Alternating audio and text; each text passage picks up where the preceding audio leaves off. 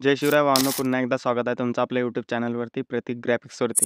तर मित्रांनो, आज आपण या व्हिडिओमध्ये गुढीपाडव्यानिमित्त बॅनर तयार केला आहे.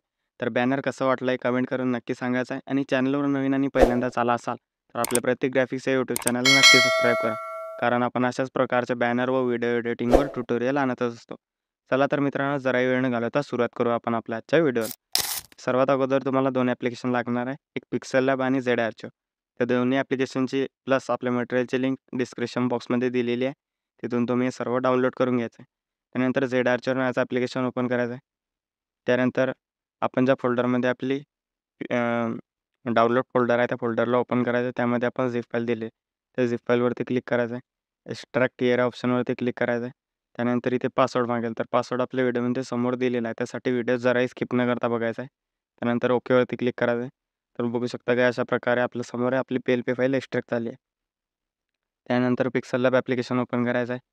3 डॉटवरती क्लिक करायचं आहे. ओपन डॉट PLP फाईलवरती क्लिक करून डॉट PLPवरती क्लिक करायचं आहे आणि आपण ज्या फोल्डरमध्ये आपली फाईल एक्स्ट्रॅक्ट केली होती त्या फोल्डरला ओपन करून घ्यायचं आहे.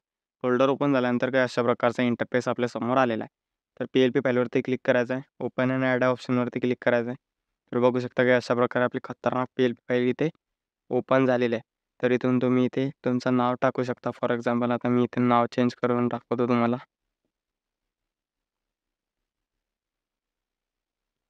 ओके. ओकेवरती क्लिक करायचं आहे. त्यानंतर तुम्ही इथे फोटो ॲड करायचा असेल इम्पोर्ट ऑप्शनवरतून तुम्ही फोटो ॲड करू शकता. तर फोटो ॲड करण्यासाठी तुम्हाला बॅकग्राऊंड रिमूव्ह असलेला फोटो लागेल. तर फोटोचं बॅकग्राऊंड कसं रिमूव्ह करायचं आहे आपण आपल्या व्हिडिओमध्ये ऑलरेडी सांगितलं आहे एका व्हिडिओमध्ये. तो व्हिडिओ चॅनलवरती आहे. त्याची लिंक मी डिस्क्रिप्शन बॉक्समध्ये देऊन देईल. तिथून तुम्ही तो व्हिडिओ बघून घ्यायचा आहे आणि फोटोचं बॅकग्राऊंड रिमूव्ह करायचं आहे. इम्पोर्ट ऑप्शनवरून डायरेक्ट तुम्ही इथे फोटो इम्पोर्ट करून घ्यायचा आहे. तर मी काही इथं इम्पोर्ट करत नाही आहे फोटो. तर हे सेव्ह करण्यासाठी तुम्हाला एक्सपोर्ट इमेजवरती क्लिक करायचं आहे.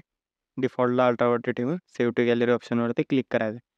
तर आजच्या व्हिडिओमध्ये एवढंच होतं मित्रांनो. भेटू अशा नवीन आणि इंटरेस्टिंग व्हिडिओमध्ये. तोपर्यंत जय हिंद, जय महाराष्ट्र.